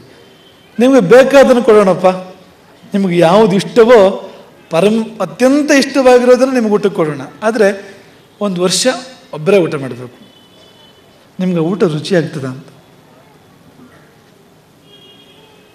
ಕೇವಲಾಘೋ ಭವತಿ ಕೇವಲಾದಿ ವೇದ ಹೇಳ್ತದೆ. ತನಗಾಗಿ ಮಾಡಿ ಕೇವಲ ತಾನೇ ತಿನ್ನುವವನು ಅವನು ಕೇವಲ ಆಗಹ, ಅವನು ಬರೀ ಪಾಪ ಅಂತ. ಪಾಪ ಅಂದರೆ ಅಲ್ಲಿ ಪುಣ್ಯಾಂಶವೇ ಇಲ್ಲ ಅಂತ, ಅದು ಬರೀ ಕೊಳಕು ಅಂತ, ಅದು ಬರೀ ಕಲ್ಮಶ ಅಂತ, ಅವನ ವ್ಯಕ್ತಿತ್ವದಲ್ಲಿ ಒಳಿತು ಅನ್ನೋದಿಲ್ಲ ಅಂತ. ಕೇವಲ ತನಗಾಗಿ ಕೇವಲ ತನದು ಅಂತಿರೋನು ಇರ್ತಾನಲ್ಲ. ತೈರ್ದತ್ತಾನ್ ಅಪ್ರದಾಯ ಇಭ್ಯೋ ಯೋ ಭುಂಕ್ತೆ ಸ್ಥೇನ ಏವ ಸಹ. ನಿನಗೆ ಯಾರು ಕೊಟ್ಟರೋ ಅವ್ರಿಗೆ ಏನೋ ಕೊಡ್ದೆ ನೀನು ತಿನ್ನೋದಾದರೆ ನೀನು ಕಳ್ಳ. ಗೀತೆ ಹೇಳಿತ್ತು. ನಿನಗೇನು ಬಂದಿದೆಯೋ ಅದು ಯಾರಿಂದಲೋ ಬಂದಿದೆ ನಿನಗೆ. ನೀನು ಏನು ಹುಟ್ಟೆ, ಏನು ಉಂಡೆ, ಎಲ್ಲಿ ನಿಂತೆ, ನಿನಗೆ ಯಾರೋ ಕೊಟ್ಟಿದ್ದು, ನಿನ್ನ ಸೃಷ್ಟಿಯಲ್ಲ ಅದು. ಕೊಟ್ಟವರಿಗೆ ಕೊಡದೆ ನೀನು ತಿನ್ನೋದಾದರೆ ನೀನು ತಿಂದಿದ್ದು ಪಾಪವನ್ನು, ನೀನು ಕಳ್ಳ. ಸ್ಥೇನ ಏವ ಸಹ ಗೀತೆ ಹೇಳಿದ್ದು. ಹಾಗಾಗಿ ನಿಮಗೆ ದೇವರು ಏನು ಕೊಟ್ಟರು ಅದನ್ನು ಹಂಚುವ ಪ್ರಯತ್ನ ಮಾಡಿ, ಬೇರೆಯವರಿಗೆ ಕೊಡಿ ಅದನ್ನು. ಒಂದಿಷ್ಟಾದರೂ ಬೇರೆಯವರು ಅದರ ರುಚಿ ನೋಡಲಿ. ಆಗ ನಿಮಗದರ ರುಚಿ ಜಾಸ್ತಿ ಆಗ್ತದೆ, ನಿಮಗದರ ಸಂತೋಷ ಜಾಸ್ತಿ ಆಗ್ತದೆ. ಒಂದು ರುಚಿಯಾದ ವಸ್ತುವನ್ನು 4-6 ಜನ ಸೇರಿ ಹಂಚಿ ತಿನ್ನೋದಾದರೆ ಅದರ ಖುಷಿ ಇಮ್ಮಡಿ ಮುಮ್ಮಡಿ 100 ಮಡಿ. ಒಬ್ಬನೇ ಭೂತದಾಗಿ ತಿಂದರೆ ಏನು ಪ್ರಯೋಜನ ಹೇಳಿ? ಬಾಗಿಲಕ್ಕೊಂಡು ಏನು ಪ್ರಯೋಜನ ಹೇಳಿ? ಬರೀ ತಿನ್ನೋದಕ್ಕೆ ಅಂದರೆ ಊಟಕ್ಕೆ ಮಾತ್ರ ಅಲ್ಲ ಅದು ಸೀಮಿತ ಇದು ಅಂತ. ಬದುಕಿನ ಎಲ್ಲ ಸಂಗತಿಗಳಿಗೂ ಹಾಗೆ, ಎಲ್ಲರಿಗೂ ಬೇಕು ಅದು. ಈಗ ಸೀತೆ ರಾಮ ತನಗೊಬ್ಬನಿಗೆ ಬೇಕು ಅಂತ ಕೂತ್ಕೊಂಡ್ರೆ, ನನಗೆ ನೀನು ತಾಳಿ ಕಟ್ಟಿದೆಯೇ, ನನಗೆ ನೀನು ಮಾಲೆ ಹಾಕಿದೆಯೇ, ಹಾಗಾಗಿ ನೀನು ನನಗೆ ಮಾತ್ರ ಸಂಬಂಧಪಟ್ಟವನು ಅಂತ ಕೂತ್ಕೊಂಡ್ರೆ ಪ್ರಪಂಚದ ಪಾಡೇನು? ಆ ಸೀತೆ ಎಷ್ಟು ದೊಡ್ಡವಳು ಅಂದರೆ ಪ್ರಪಂಚಕ್ಕಾಗಿ ರಾಮ ತನ್ನನ್ನು ತ್ಯಾಗ ಮಾಡಿದರೂ ಕೂಡ ಒಪ್ಕೊಂಡ್ಲು ಅದನ್ನು. ಹೌದು, ನೀನು ಸೀತಾರಾಮ ಹೌದು, ಆದರೆ ಅದಕ್ಕಿಂತ ಹೆಚ್ಚಾಗಿ ನೀನು ರಾಜಾರಾಮನೇನು, ನೀನು ರಾಜ್ಯಕ್ಕೆ ಬೇಕು, ನೀನು ಪ್ರಪಂಚಕ್ಕೆ ಬೇಕು, ಅದಕ್ಕಾಗಿ ನೀನು ನನ್ನನ್ನು ತ್ಯಾಗ ಮಾಡಿದ್ರು ಕೂಡ ದೊಡ್ಡದಲ್ಲ. ಆ ಒಂದು ಸುಮ್ಮನೆ ಅಲ್ಲಿ ಏನೋ ಅಕ್ಕಿಯಲ್ಲಿ ಮೊಸಲು ಕಲ್ಲು ಹುಡುಕೋದ್ರ ಬದಲು ಅಲ್ಲಿರೋ ತತ್ವ ನಾವು ಗಮನಿಸಬೇಕು ಅಂತ, ಆ ಮೌಲ್ಯ ಗಮನಿಸಬೇಕು ಅಂತ. ಹಾಗಾಗಿ ನಮಗೆ ಏನು ಕೊಟ್ಟನೋ ಅದನ್ನು ಆದಷ್ಟು ಎಲ್ಲರಿಗೂ ಕೊಟ್ಟು ನಾವು ಅನುಭವಿಸೋದನ್ನು ಕಲಿಬೇಕು ಅಂತ. ಹಾಗೆ ಮಾಡದಿದ್ದಾಗ ಒಂದು ದಿನ ನಾನೇಕೆ ಹೀಗೆ ಅನ್ನೋ ಪ್ರಶ್ನೆ ಬರ್ತದೆ. ನಾವು ಯಾರಿಗೂ ಏನೂ ಅಲ್ಲ ಅಂತಾದರೆ ನಾವು ಯಾರಿಗೂ ಏನೂ ಅಲ್ಲ, ಅಷ್ಟೇ ಅದು. ನಾವು ಯಾರಿಗೂ ಏನೂ ಒಳ್ಳೇದು ಮಾಡದೇ ಇದ್ದರೆ ನಮಗೂ ಯಾರೂ ಏನೂ ಒಳ್ಳೇದು ಮಾಡೋದಿಲ್ಲ. ನಾವು ಯಾರ ಕಷ್ಟಕ್ಕೂ ಆಗದೇ ಇದ್ದರೆ ನಮ್ಮ ಕಷ್ಟಕ್ಕೂ ಯಾರೂ ಆಗೋದಿಲ್ಲ. ನಾವು ಯಾರ ಕಷ್ಟಕ್ಕಾದ್ರು ಆದರೆ ಅವ್ರು ನಮ್ಮ ಕಷ್ಟಕ್ಕಾಗ್ತಾರೆ. ನಾವು ಯಾರಿಗಾದ್ರೂ ಒಳ್ಳೇದು ಮಾಡಿದರೆ ಅವ್ರು ನಮಗೆ ಒಳ್ಳೇದು ಮಾಡ್ತಾರೆ. ಅದೇನೂ ಮಾಡದೆ ನಾನು ಯಾಕೆ ಹೀಗೆ, ನನಗ್ಯಾಕೆ ಹೀಗೆ ಅಂತತ್ರ ಏನು ಪ್ರಯೋಜನ ಹೇಳಿ? ಅದಕ್ಕೆ ಭಗವಂತ ಕೇಳ್ತಾನೆ, ನೀನು ಯಾಕೆ ಹಾಗೆ, ನೀನು ಮೊದಲು ನೀನು ಯಾಕೆ ಹಾಗಿದ್ದೆ, ನೀನು ಯಾಕೆ ಯಾರಿಗೂ ಏನೂ ಒಳ್ಳೇದು ಮಾಡಲಿಲ್ಲ, ಅದಕ್ಕಾಗಿ ನೀನು ಹೀಗೆ ಭಗವಂತ ಹೇಳ್ತಾನೆ. ಹಾಗಾಗಿ ಅದೆರಡು ಸಂದೇಶಗಳು ಅಲ್ಲಿ. ಹಾಗಾಗಿ ನಿಮ್ಮ ವಾತಾವರಣವನ್ನು ಒಳಿತು ಮಾಡುವುದು ನಿಮ್ಮ ಕೈಲಿದೆ. ನಿಮ್ಮ ವಾತಾವರಣ ಒಳಿತು ಮಾಡುವುದು ನಿಮ್ಮ ಕೈಲಿದೆ. ಈಗ ನೀವು ವಾಂತಿ ಮಾಡಿಕೊಂಡ್ರೆ ನಿಮ್ಮ ಸುತ್ತಮುತ್ತಲ ವಾತಾವರಣ ಒಳ್ಳೆಯದಾಗಿರೋಕ್ಕೆ ಸಾಧ್ಯವಾ? ಸುಮ್ಮನೆ ಒಂದು ನೀವು ಉದಾಹರಣೆಗೆ ಹೇಳೋದು, ನಾವು ಒಳ್ಳೆ ಉದಾಹರಣೆ ಅಂತಲ್ಲ, ಮತ್ತು ಕೆಟ್ಟದಕ್ಕೆ ಒಳ್ಳೆ ಉದಾಹರಣೆ ಕೊಡೋಕ್ಕೆ ಸಾಧ್ಯವೂ ಇಲ್ಲ. ಈಗ ಬಸ್ನಲ್ಲಿ ವಾಂತಿ ಮಾಡಿಕೊಂಡ್ರೆ ಅವನು, ಅದರ ಪರಿಣಾಮ ಏನು ಅಂದರೆ ಅವನೂ ಆರಾಮಾಗಿರೋಕ್ಕೆ ಸಾಧ್ಯ ಇಲ್ಲ, ಸುತ್ತಮುತ್ತ ಎಲ್ಲರಿಗೂ ಉಪದ್ರವಾದ. ಹಾಗೆ ವಾಂತಿ ಹಾಗೆ ನಮ್ಮ ಒಳಗಿರೋ ಬೇಡದಿರೋ ಸಂಗತಿಗಳು ಎಷ್ಟೋ ಇದೆಯಲ್ಲ, ಅದನ್ನೇ ನಾವು ಸಮಾಜದ ಮೇಲೆ ಕಾರ್ತಾ ಇದ್ದರೆ, ನಮ್ಮ ಕುಟುಂಬದ ಮೇಲೋ ನಮ್ಮ ಇಷ್ಟ ಮಿತ್ರರ ಮೇಲೋ ಆ ಒಳಗಿರೋ ಬೇಡದ್ದನ್ನೇ ಹೊರಗೆ ಹಾಕ್ತಾ ಇದ್ದರೆ ಅವ್ರ ಮೇಲೆ ವಾತಾವರಣ ಹಾಳಾಗ್ತದೆ, ನಮ್ಮ ವಾತಾವರಣವೂ ಹಾಳಾಗ್ತದೆ. ಅದರ ಬದಲು ನಾವು ಸುಗಂಧ ಸೂಸಿಸ್ಬೇಕು, ಪರಿಮಳ ಸೂಸಿಸ್ಬೇಕು, ವಾತಾವರಣ ಚೆನ್ನಾಗಿರ್ತದೆ. ಅದರಿಂದಾಗಿ ನಿಮ್ಮೊಳಗೆ ಕೆಡಕಿದ್ದರೆ ಒಳಗೆ ಜೀರ್ಣ ಮಾಡಿ ಅದನ್ನು, ಇನ್ನೊಬ್ಬರಿಗೆ ತೊಂದರೆ ಆಗೋದಕ್ಕೆ ಬಿಡಬೇಡಿ, ಇನ್ನೊಬ್ರಿಗೆ ಹಾನಿ ಮಾಡಬೇಡಿ. ಒಳಗೆ ಉಳಿತಿದ್ರೆ ಅದನ್ನು ಹೊರಗೆ ಹಾಕಿ. ಅದನ್ನು ಶಿವನ ತತ್ವ ಅದು. ವಿಷಕ್ಕೆ ಎಲ್ಲಿ ಜಾಗ ಅಂದರೆ ಒಳಗೆ, ಗಂಟ್ಲಲ್ಲಿ ವಿಷಕ್ಕೆ ಜಾಗ. ಚಂದ್ರನಿಗೆ ತಲೆ ಮೇಲೆ. ಸಮುದ್ರದ 2 ಸಂಗತಿಗಳು ಸಮುದ್ರದಿಂದ ಸಿಕ್ಕಿದ್ದವನಿಗೆ, ಶಿವನಿಗೆ. ಕ್ಷೀರಸಾಗರದಲ್ಲೇ ವಿಷವೂ ಹುಟ್ಟಿದ್ದು, ಕ್ಷೀರಸಾಗರದಲ್ಲಿ ಚಂದ್ರನೂ ಹುಟ್ಟಿದ್ದು. ಕ್ಷೀರಸಾಗರದ ಕೊಡುಗೆ ಶಿವನಿಗದು, ವಿಷ ಮತ್ತು ಚಂದ್ರ. ಶಿವ ಹೇಗೆ ಅಂದರೆ ಕ್ಷೀರಸಾಗರದ ದೋಷವನ್ನು ಅಂದರೆ ವಿಷವನ್ನು ಒಳಗಿಟ್ಕೊಂಡವನು. ಕ್ಷೀರಸಾಗರದ ಗುಣ ಯಾವುದು? ಚಂದ್ರ ತಲೆ ಮೇಲಿಟ್ಟು ಪ್ರಪಂಚಕ್ಕೆ ತೋರಿಸಿದೆ ಅದನ್ನು. ಹಾಗಾಗಿ ಇಲ್ಲಿ ನಮಗೆ ಬೇಕಾದ ಸಂದೇಶವಿದೆ.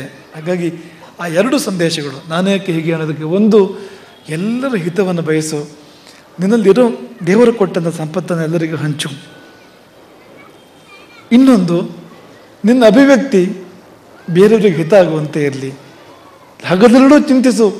ನೀನು ಹೇಗಿದ್ದರೆ, ಹೇಗೆ ನಡ್ಕೊಂಡ್ರೆ ಬೇರೆಯವರಿಗೆಲ್ಲ ಹಿತ ಆಗ್ತದೆ ಅಂತ ಹಾಗಿರು, ಹಾಗೆ ನಡ್ಕೊ. ನಿನ್ನಿಂದ ಹೊರಹೊಮ್ಮುವ ಪ್ರತಿಯೊಂದು ಕಿರಣವು ಕೂಡ ನಿನ್ನ ಸುತ್ತಮುತ್ತ ಇರುವವರ ಹೃದಯ ಕಮಲವನ್ನು ಅರಳಿಸುವಾಗಿರಬೇಕು. ಹಾಗೆ ಬದುಕಿ ಬಾಳು. ಈ ಎರಡು ಸಂದೇಶಗಳು ಕೋಗಿಲೆಯ ಕಥೆಯಿದ್ದು, ನಮ್ಮ ಅಭಿವ್ಯಕ್ತಿ ಹಾಗಿದ್ರೆ ನಾವು ಹೇಗಿದ್ದರೂ ಕೂಡ ಕೋಗಿಲೆ ಆಗ್ತೇವೆ. ಆಮೇಲೆ ಕಾಗೆಯಾದರೂ ಕೂಡ ಇಂತಹ ಬದುಕನ್ನು ಅದು ಬದುಕಲಿಕ್ಕೆ ಆರಂಭ ಮಾಡಿದರೆ ಅದು ಕೋಗಿಲೆ ಆಗ್ತದೆ. ಹಾಗಾಗಿ ಆ ಒಂದು ಸರ್ವಹಿತದ ಸಂದೇಶವನ್ನು ಮತ್ತು ಸದಭಿವ್ಯಕ್ತಿಯ ಸಂದೇಶವನ್ನು, ಸಾತ್ವಿಕ ಅಭಿವ್ಯಕ್ತಿಯ, ಸಕಾರಾತ್ಮಕ ಅಭಿವ್ಯಕ್ತಿಯ ಸಂದೇಶವನ್ನು ಇಂದಿನ ನಾನೇಕೆ ಹೀಗೆಯ ಪ್ರವಚನದಲ್ಲಿ ನೀಡ್ತಾ, ಇಂದಿನ ಸರ್ವಸೇವೆಯ 3 ವಲಯಗಳಿಗೆ, ಸಂಜಯ, ನಂದಿನಿ ಮತ್ತು ಜಯಪ್ರಕಾಶ, ಈ 3 ವಲಯಗಳಿಗೆ ಶ್ರೇಯಸ್ಸನ್ನು ಹಾರೈಸ್ತೇವೆ. ಇಂದು ಇಲ್ಲಿ ಬಂದಿದ್ದೀರಿ ನೀವು, ಈ 3 ವಲಯದವರು. ಇಡೀ ದಿನ ನಮ್ಮ ಜೊತೆಗಿದ್ದೀರಿ. ಬೆಳಗ್ಗಿನಿಂದ ಸಂಜೆಯವರೆಗೆ ನಮ್ಮ ಜೊತೆಗಿದ್ದೀರಿ. ನೀವು ಎಲ್ಲ ಕಾರ್ಯಕ್ರಮಗಳಲ್ಲಿ ಭಾಗವಹಿಸಿದ್ದೀರಿ. ನೀವು ಕಾರ್ಯಕ್ರಮಗಳನ್ನು ಕೊಟ್ಟಿದ್ದೀರಿ, ಪಡ್ಕೊಂಡಿದ್ದೀರಿ. ಅದನ್ನೇ ಮಾಡಿದ್ದೀರಿ. ಮಠಕ್ಕೆ ಬಂದಮೇಲೆ, ಮಠಕ್ಕೆ ಬಂದಾಗ ಏನು ಮಾಡ್ತೀರಿ ಅಂದರೆ, ಒಳ್ಳೆಯದನ್ನು ಕೊಟ್ಟು ಒಳ್ಳೆಯದನ್ನು ಪಡ್ಕೊಳ್ಳೋದು. ತೆಂಗಿನಕಾಯಿ ಒಳ್ಳೆಯದು, ಅದನ್ನಿಟ್ಟು ಆಶೀರ್ವಾದ ಪಡ್ಕೊಳ್ಳೋದು ಮತ್ತು ರಕ್ಷಿತ ಪಡ್ಕೊಳ್ಳೋದು. ಹಾಗಾಗಿ ಒಳಿತನ್ನು ಕೊಟ್ಟು ಮಿಗಿಲಾದ ಒಳಿತನ್ನು ಪಡ್ಕೊಳ್ಳುವಂಥ ಕಾರ್ಯಕ್ರಮದಲ್ಲಿ ಇವತ್ತು ಇಡೀ ದಿನ ನೀವೆಲ್ಲರೂ ಭಾಗಿಯಾಗಿದ್ದೀರಿ. ಈ 3 ವಲಯಗಳನ್ನು ಮನಸಾರೆ ಹರಿಸ್ತಾ, ವಲಯಗಳಲ್ಲಿ ಒಳ್ಳೆಯ ಪ್ರಗತಿ ಕೂಡ ಆಗಿದೆ, ಒಳ್ಳೆಯ ಕೆಲಸ ಆಗಿದೆ. ವಲಯಗಳಲ್ಲಿ ಒಳ್ಳೆಯ ಸಾಧನೆಗಳನ್ನು ನೀವು ಮಾಡಿದ್ದೀರಿ.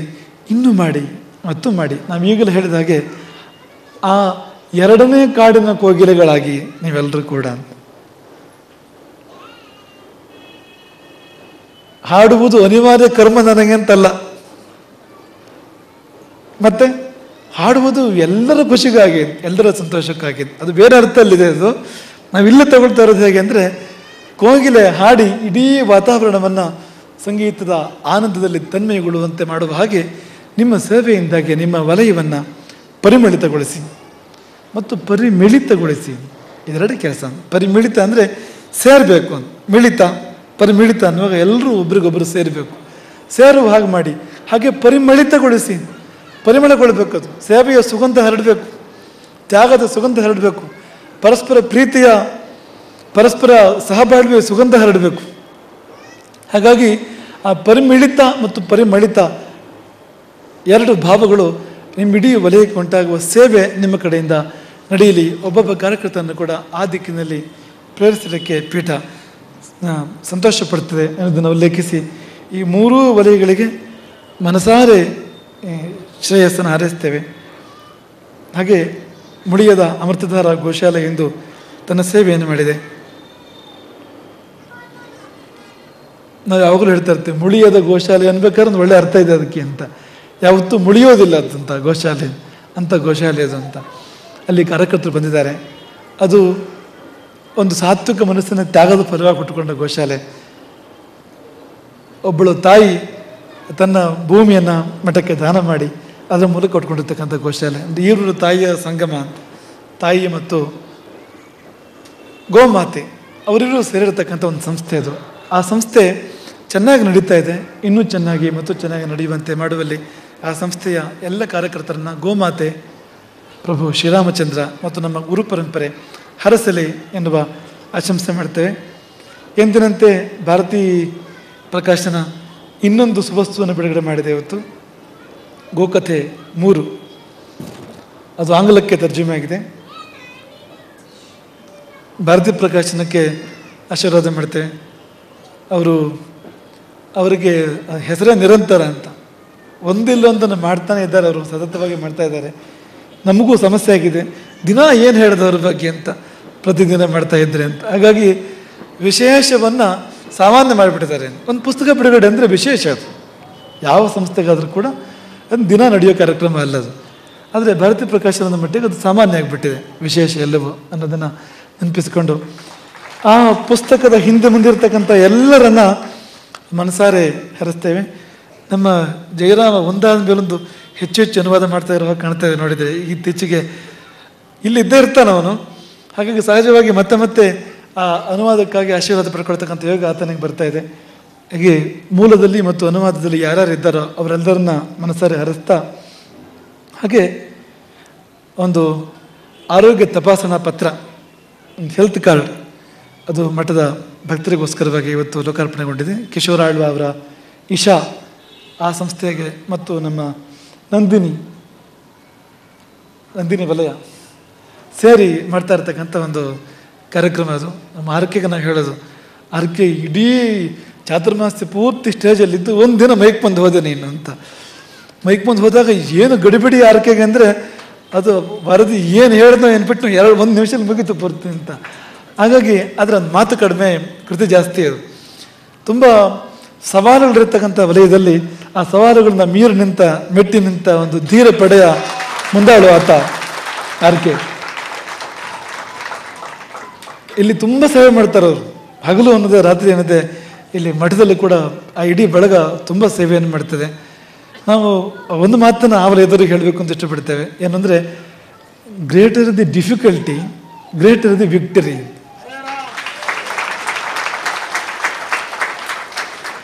ವಿಜಯ ಮತ್ತು ದೊಡ್ಡದು, ಒಂದು ವಿಜಯದ ಮೌಲ್ಯ ಜಾಸ್ತಿ ಆಗ್ತದೆ. ನೀವು ಎದುರಿಸುವ ಸವಾಲು ದೊಡ್ಡದಾದಾಗೆ ವಿಜಯದ ಮೌಲ್ಯ ಹೆಚ್ಚು ಅಂತ. ಈಗ ಪಕ್ಕದ ಮನೆ ಸೋಮನನ್ನು ಸೋಲಿಸಿ ಗೆದ್ದವನಿಗೂ ರಾವಣನ ಸಂಹಾರ ಮಾಡಿ ಗೆದ್ದ ರಾಮನಿಗೂ ವ್ಯತ್ಯಾಸ ಇಲ್ವಾ ಅಂತ. ಆ ಕಾರ್ಯಕರ್ತರು ವಿಚಿತ್ರವಾದ ಸನ್ನಿವೇಶಗಳನ್ನು ಎದುರಿಸಿ ಅವರು ಸಾಧನೆ ಮಾಡ್ತಾ ಮುಂದಕ್ಕೆ ಹೋಗ್ತಾ ಇದ್ದಾರೆ. ಅವರೆಲ್ಲರನ್ನ ಹರಿಸ್ತಾ ಈ ಒಂದು ಹೆಲ್ತ್ ಕಾರ್ಡ್, ಅದರ ಪ್ರಯೋಜನ ಎಲ್ಲರೂ ಪಡ್ಕೊಳ್ಳಿ. ಮೊದಲನೇದಾಗಿ ಎಲ್ಲರೂ ಆರೋಗ್ಯವಾಗಿರಿ, ಚೆನ್ನಾಗಿರಿ. ಎರಡನೇದಾಗಿ ಎಲ್ಲಾದರೂ ಬೇಡ, ಬಂದರೆ ತೊಂದರೆ ಈ ಕಾರ್ಡ್ ನಿಮ್ಮ ಸಹಾಯಕ್ಕೆ ಇರಲಿ, ನಿಮ್ಮ ಜೊತೆಗೆ ಇರಲಿ ಎನ್ನುವ ಒಂದು ಶುಭಾಶಂಸೆ. ಛಾತ್ರ ಪುರಸ್ಕಾರ ಈರುವರೆಗೆ ಸಂದಿದೆ. ಇವತ್ತು ಒಂದು ವೇದಕ್ಕೆ, ಒಂದು MScಗೆ ಛಾತ್ರ ಪುರಸ್ಕಾರ ಸಂದಿದೆ ಇವತ್ತು.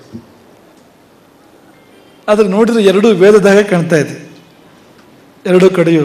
ಆತ MSc ಚಿನ್ನದ ಪದಕ ಅಂತ ಯಾರು ಹೇಳುವಾಗಿಲ್ಲ, ಇಬ್ಬರು ವೈದಿಕರಿಗೆ ಕೊಟ್ಟಿದ್ದಾರೆ ಅಂತ ಕಾಣ್ತದೆ ಪ್ರಶಸ್ತಿಯನ್ನು ತನ್ನ ಹಾಗಿದೆ ಅಂತ. ಅಂದರೆ ಅಷ್ಟು ಶುದ್ಧವಾದ ವೈದಿಕ ವೇಷದಲ್ಲಿ.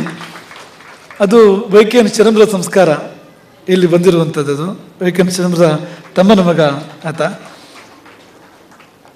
ಹರಿಕೃಷ್ಣ ಶರ್ಮಾ.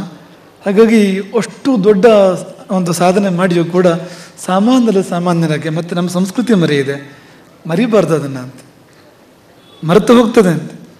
ನಮಗೊಂದು ಏನಾದ್ರು ಒಂದು ಮಹತ್ವ ಬರ್ತಿದ್ದ ಹಾಗೆ, ಒಂದು ಸಾಧನೆ ಆಗ್ತಿರೋ ಹಾಗೆ ನಾವು ಯಾರು ಅಂತಲೇ ಮರೆತು ಹೋಗ್ತದೆ. ಕುರ್ಚಿಗಳು ಸಿಕ್ಕ ಕೂಡಲೇ ಪುರಸ್ಕಾರಗಳು ಬರ್ತಿದ್ದ ಹಾಗೇನೆ ನಮ್ಮ ಬೇರುಗಳು ಮರೆತು ಹೋಗ್ತದೆ, ಊರುಗಳು ಮರೆತು ಹೋಗ್ತದೆ. ಊರು ನೆನಪಿಲ್ಲ, ಬೇರು ನೆನಪಿಲ್ಲ, ಹಾಗಾಗ್ತದೆ. ಆದರೆ ಈತನಿಗೆ ತನ್ನ ಬೇರು ಚೆನ್ನಾಗಿ ನೆನಪಿದೆ, ತನ್ನ ಊರು ನೆನಪಿದೆ, ತನ್ನ ಸಮಾಜ ನೆನಪಿದೆ, ಸಂಪ್ರದಾಯ ನೆನಪಿದೆ. ಹಾಗಾಗಿ ಪಂಚೆ ಒಟ್ಟು ಶಾಲು ಹೊತ್ತು ಗಂಭೀರವಾಗಿ ಬಂದು ಆತ ಒಬ್ಬ ವೈದಿಕನಾಗಿ ಬಂದು, ಒಬ್ಬ ತನ್ನ ಪರಂಪರೆ, ತಾನು ಇಲ್ಲಿಂದ ಬಂದವನು, ತನ್ನ ತಾತ ಮುತ್ತಾತಂದಿರು ಅದರ ನೆನಪು ಮಾಡ್ಕೊಂಡು ಬಂದು ಇಲ್ಲಿ ಕೊಡ್ತಿದ್ದಾನೆ. ಹಾಗಾಗಿ ಈ ಪುರಸ್ಕಾರ ಚಿನ್ನದ ಪದಕಕ್ಕೂ ಸರಿ ಮತ್ತು ಈ ಪಂಚಶಲ್ಯಕ್ಕೂ ಸರಿ, ಎರಡಕ್ಕೂ ಸರಿ ಅಂತ. ಅಂದರೆ ಸಾಧನೆ ಮತ್ತು ಸಂಸ್ಕಾರ ಎರಡಕ್ಕೂ ಸಲ್ಲುವಂಥದ್ದು. ಹಾಗೆ ಇನ್ನೊಬ್ಬ ವಿದ್ಯಾರ್ಥಿ ಸುಮುಖ, ಅದು ಅನ್ವರ್ಥನಾಮ. ಅದು ಮುಖ ಅಂದರೆ ಬಾಯಿ ಅಂತ ಸಂಸ್ಕೃತದಲ್ಲಿ. ಸುಮುಖ ಅಂದರೆ ಆ ಹೆಸರು ಅವನಿಗೆ ಯಾಕಿದೆ ಅಂತ ನಮ್ಗೆ ಅರ್ಥ ಆಗಿರ್ಬೋದು ಇಷ್ಟೊತ್ತಿಗೆ ಅಂತ. ವೇದಗಳನ್ನು ಒಲಿಯುವ ಒಂದು ನಾಲಿಗೆ ಅದು ಅಂತ ಒಂದು ಬಾಯಿ ಅದು.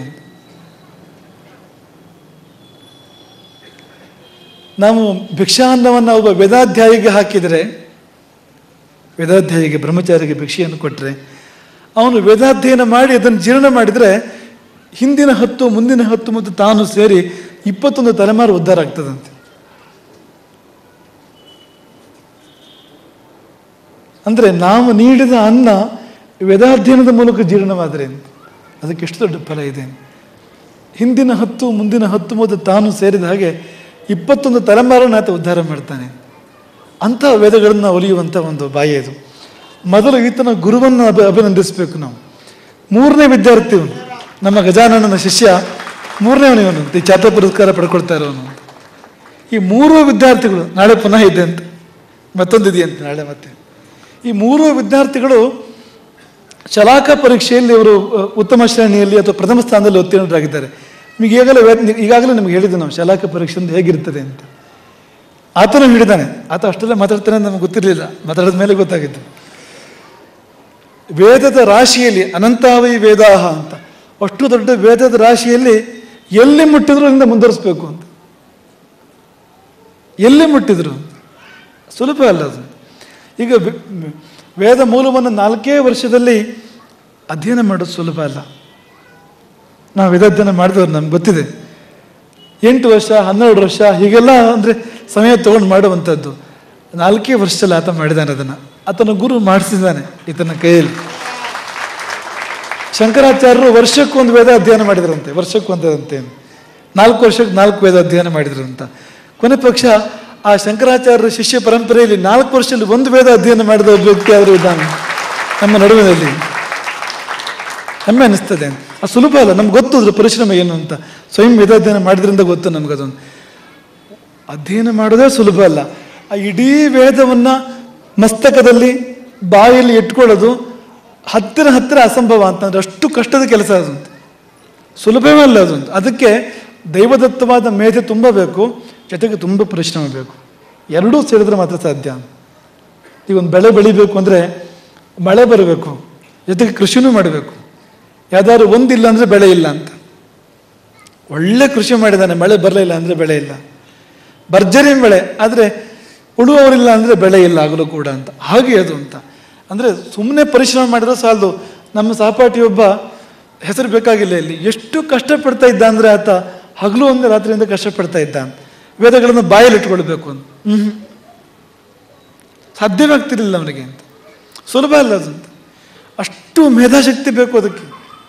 ಈಗ ಗ್ರಹಣ ಮತ್ತು ಧಾರಣ ಅಂದರೆ ಗ್ರಹಿಸುವುದು, ಅದನ್ನು ಧರಿಸುವುದು ಒಳಗೆ ಅಂತ, ಆ ಶಕ್ತಿ ತುಂಬ ಬೇಕು. ಸ್ಮರಣ ಅಂತ, ಆ ಬಾಲ ಶಬ್ದಕ್ಕೆ ಅರ್ಥ ಹಾಗೆ. ನಿಮ್ಗೆ ಇನ್ನೊಂದು ಸತಿ ನಿಮ್ಗೆ ನೆನಪಿಸ್ತೇನೋ, ಬಾಲ ಅಂದರೆ ಆ ಶಬ್ದಕ್ಕರ್ಥ ಸಂಸ್ಕೃತದಲ್ಲಿ ಏನಂದರೆ ಗ್ರಹಣ, ಧಾರಣ, ಸ್ಮರಣ ಪಟು ಅಂತ. ಅಂದರೆ ಅರ್ಥ ಮಾಡ್ಕೋಬೇಕು, ಗ್ರಹಿಸಬೇಕು, ಗ್ರಹಿಸಿದ್ದನ್ನು ಧರಿಸ್ಬೇಕು, ಧರಿಸಿದ್ದನ್ನು ಬೇಕಾದಾಗ ನೆನಪಿಸ್ಕೊಳ್ಬೇಕು, ಸ್ಮರಿಸ್ಬೇಕು. ಈ 3 ಶಕ್ತಿ, ಗ್ರಹಣ, ಧಾರಣ ಮತ್ತು ಸ್ಮರಣ ಅಂತ. ಈ 3 ಇದ್ದರೆ ಅವನು ಬಾಲ ಅಂತ. ಇಲ್ಲದಿದ್ದರೆ ಬಾಲ ಬೇರೆ ಥರದ ಬಾಲ, ಅದು ಬಾಲ ಉಳ್ಳ ಬಾಲ ಅದು.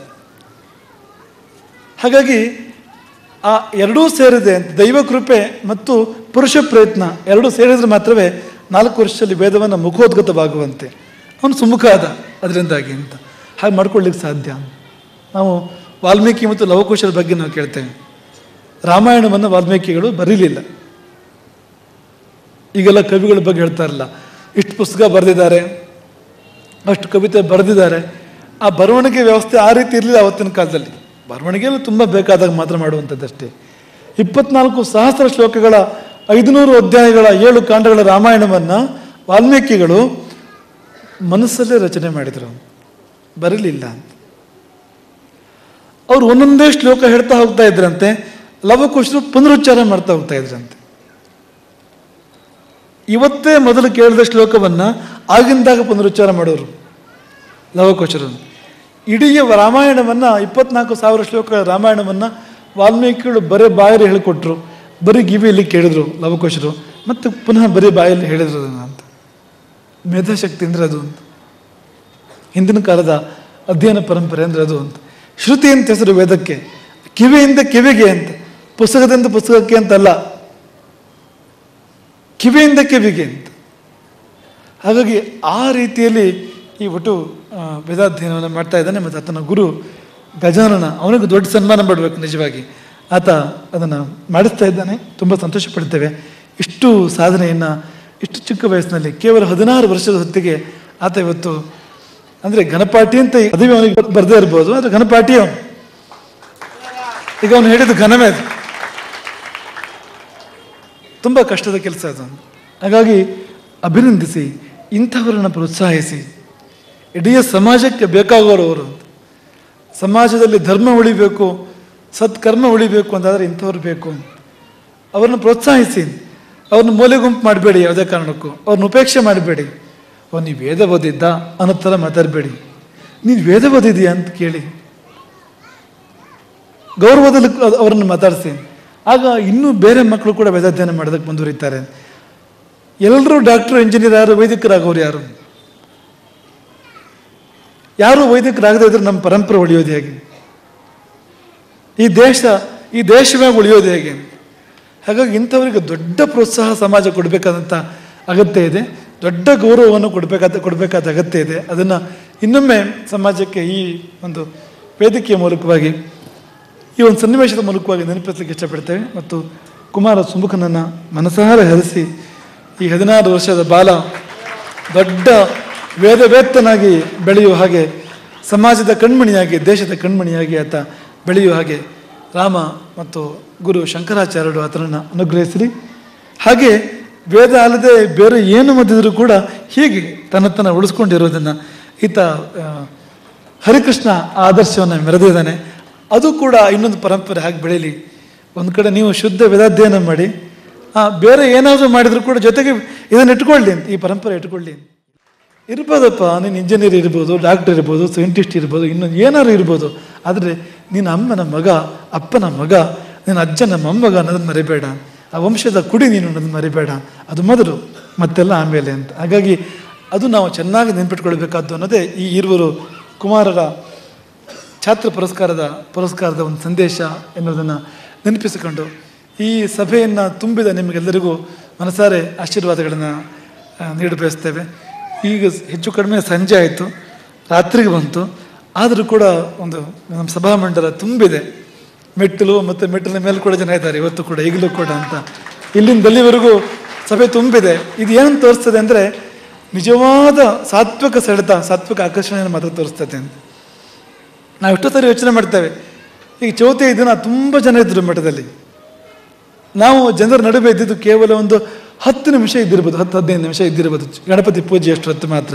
ಅವತ್ತು ಮಂತ್ರಾಕ್ಷತೆ ಕೂಡ ಇಲ್ಲ, ಆಶೀರ್ವಚನ ಕೂಡ ಇಲ್ಲ. ಆದರೆ ನಮ್ಮ ಜನ ಅದು ಯಾವುದನ್ನು ನಿರೀಕ್ಷೆ ಮಾಡ್ತಾ ಇಲ್ಲ. ಅವ್ರಿಗೆ ಒಟ್ಟು ತಾವು ಬಂದು ಇರಬೇಕು ಇಲ್ಲಿ ಅನ್ನೋ ಭಾವ ಒಂದು ಬಿಟ್ಟರೆ ಬೇರೆ ಏನೂ ಇಲ್ಲ ಅಂತ. ಅದೆಲ್ಲವನ್ನು ಮೀರಿದ್ದಾರೆ, ಅದೆಲ್ಲವನ್ನು ದಾಟಿದ್ದಾರೆ. ಒಂದು ಕಾಲ ಇತ್ತು ಮೊದಲು, ಮಂತ್ರಾಕ್ಷತೆ ಸಿಗ್ತದ, ಆಶೀರ್ವಚನ ಆಗ್ತದ, ಗುರುಗಳು ಭೇಟಿ ಆಗ್ತದ, ಬರ್ತೇನೆ ಅಂತ ಒಂದು ಕಾಲ ಇತ್ತು. ನೀನು ಸರಿ ಸಮಯಗಳು ಎಷ್ಟು ಗಂಟೆಗೆ ಅಷ್ಟು ಗಂಟೆ ಬರ್ತೇನೆ, ಇಲ್ಲ ಅಂದರೆ ಇಲ್ಲ. ಅದು ಯಾವುದೂ ಇಲ್ಲ ಅಂತ ಒಂದು ಕಾಲ ಇತ್ತು. ಅರ್ಧ ಗಂಟೆ ಭೇಟಿ ಆದರೆ, 1 ಗಂಟೆ ಭೇಟಿ ಆದರೆ ಬರ್ತೇನೆ ಅನ್ನೋ ಒಂದು ಕಾಲ ಇತ್ತು ಅಂತ.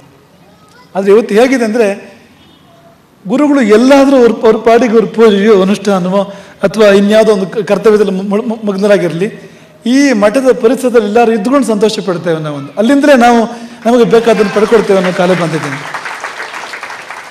ಯಾವುದೂ ಬೇಕಾಗಿಲ್ಲ ನಮ್ಮ ಜನಕ್ಕೆ ಇವತ್ತು. ಹಾಗಾಗಿ ಆ ಒಂದು ಹಂತವನ್ನು ನಾವು ತಲುಪ್ತಾ ಇದ್ದೇವೆ ಅನ್ನೋದು ತುಂಬ ಒಂದು ಸಮಾಧಾನದ ಸಂಗತಿ, ತುಂಬ ಸಂತೋಷ ಸಂಗತಿ. ಅಷ್ಟು ಗಟ್ಟಿಯಾಗಿದೆ ಈ ನಮ್ಮ ವ್ಯವಸ್ಥೆ ಅಂತ, ಮತ್ತು ಅಷ್ಟು ಪ್ರಾಮಾಣಿಕವಾಗಿದೆ, ಅಷ್ಟು ನಿಸ್ವಾರ್ಥವಾಗಿದೆ ಅನ್ನೋದನ್ನು ತೋರಿಸ್ತಾ ಇದೆ ಅದು ಅಂತ. ಹಾಗಾಗಿ ಇದು ಬೇಕಾದ್ದು, ನಿಜವಾಗಿ ಬೇಕಾದ್ದಿದ್ದು. ಎಲ್ಲವೂ ಕಣ್ಣೆದರೆ ಎಲ್ಲವೂ ಹೀಗೆ ಅನ್ನೋ ಹಾಗಲ್ಲ. ಪ್ರತ್ಯಕ್ಷವಿಲ್ಲದ ಸ್ವಾಮಿಯಂ ನೆನೆದು ಸತ್ಯಭಕ್ತಿಯ ಸೇವೆಗೈದವಂ ಭರತಂ ಅನ್ನೋ ಹಾಗೆ ಭರತನ ಸೂತ್ರ ಅದು. ಎಲ್ಲೋ ರಾಮ ಕಾಡಿನಲ್ಲಿ ವನವಾಸ ಮಾಡ್ತಾ ಇದ್ದರೆ ಭರತ ತನ್ಪಾಡಿ ತಾನು ರಾಮನ ಸೇವೆ ಮಾಡ್ತಾ ಇದ್ದ ನಂದಿಗ್ರಾಮದಲ್ಲಿ ಕುಳಿತು. ಪ್ರತ್ಯಕ್ಷವಿಲ್ಲದ ಸ್ವಾಮಿಯಂ ನೆನೆದು ಸತ್ಯಭಕ್ತಿಯ ಸೇವೆಗೈದವಂ ಭರತಂ. ನಿತ್ಯ ಜೀವನದಿ ನೀನು ಆ ನಯವನ್ನು ಅನುಸರಿಸೋ ಸ್ವತ್ವದ ಆಶಯ ನೀಗೆ. ಗುರುಗಳು ನೋಡಬೇಕು, ಗುರುಗಳು ಎದುರೇ ಆಗಬೇಕು, ಅವರು ಗುರುತಿಸ್ಬೇಕು, ಪುರಸ್ಕರಿಸ್ಬೇಕು, ಏನೂ ಇಲ್ಲ. ನಾವು ಈ ಚಾತುರ್ಮಾಸ ಸಮಿತಿಯನ್ನು ಅಭಿನಂದಿಸ್ತೇವೆ. ಏನೂ ಗೊತ್ತಾಗ್ತಾ ಇಲ್ಲ, ಅವು ತೆರೆ ಮೆರಲಿದ್ದಾರೆ, ಕೆಲಸ ನಡೀತಾ ಇದೆ ಪ್ರತಿನಿತ್ಯವೂ ಕೂಡ. ನಾವು ಯಾವ ಕಡೆಗೂ ಗಮನ ಆಗ್ತಾ ಇಲ್ಲ. ಅವರು ಎಷ್ಟೊತ್ತಿಗೆ ಏನು ಮಾಡ್ತಾ ಇಲ್ಲೋ ಗೊತ್ತಿಲ್ಲ. ಎಲ್ಲೂ ಸರಿಯಾಗಿ ನಡೀತಾ ಇದೆ ಪ್ರತಿಯೊಂದು ಕೂಡ. ಎಂತೆಂಥ ಸನ್ನಿವೇಶಗಳು ಬಂದು ಹೋದರೂ ಕೂಡ ಎಷ್ಟು ಸುವ್ಯವಸ್ಥಿತವಾಗಿ ನಡೀತಾ ಇದೆ. ಊಟವೋ, ತಿಂಡಿಯೋ, ಸಭೆಯೋ, ಪ್ರತಿಯೊಂದು ಕೂಡ ಅವರು ಎಲ್ಲಿಂದ ಹಣ ತಂದ್ರೋ, ಎಲ್ಲಿಂದ ಕಾರ್ಯಕರ್ತರಂತಂದ್ರೋ, ಎಷ್ಟು ಸಮಯ ಕೊಟ್ಟರೋ, ಏನು ಶ್ರಮ ಪಟ್ಟರೋ ಅವರಿಗೆ ಗೊತ್ತು.